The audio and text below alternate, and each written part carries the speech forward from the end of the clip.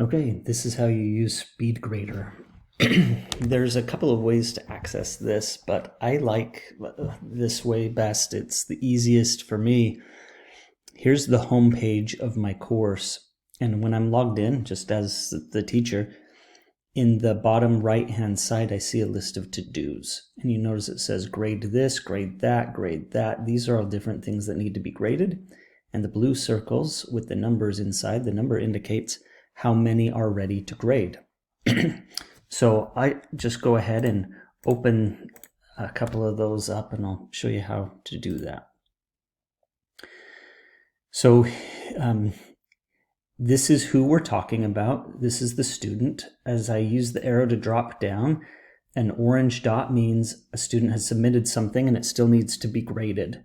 And I have this sorted to be in this order. A green checkbox means I've already graded it. And then, oh, I guess everybody submitted something on that one. You can sort by going to options. And I would always have it this way. Sort student list by submission status. Needs grading, not grading. You'll see why in just a second. So we've got that. We know what student we're looking at. There's some information up here. This one was submitted 0.83 days late. Let me just quickly go ahead and mark this complete, or there might be a points system, or it might be like you have to grade one of the 4 quiz questions depending on that particular assignment. So we've got the student's comment right here, and I just say, that's great.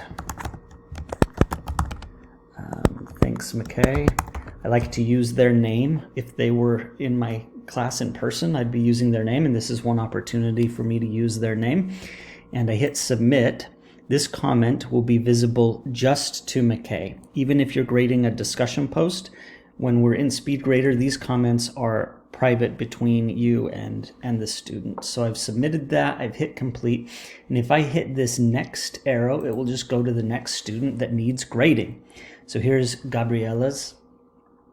See similar information up here. I'll go ahead and hit this complete, and at a different time I will submit a better comment to her because she deserves a little bit better. If I hit next, oh, Dallas does not have a submission, but it's been graded because if it was incomplete, I just had them, I had the computer mark it as incomplete. Okay, so that's how you use Speedgrader. If you come to a different one, you see this is an example of a discussion, but same thing. We're talking about Liliana's post, and they are all in order. These are all ready for me to grade. I can give them points.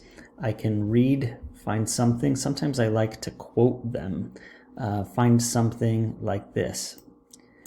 And I can quote them like this. Put that in there and just say, I love this, Liliana. Okay, so when I submit this and it's going through, I don't know why this navigation disappears, but you hit that in the upper left-hand corner. We can go to grades. So again, these 3 here gives us the course navigation, but here's the grade book. And as we're going through, what we were just working on was the 21st of September. And so you'll see that we have a grade here for Liliana, but not for the other one yet. We haven't graded that. This symbol in the grade book means that the student has a submission that we haven't graded yet. And we knew that because we're already there. And that's a little bit about how to use the grade book.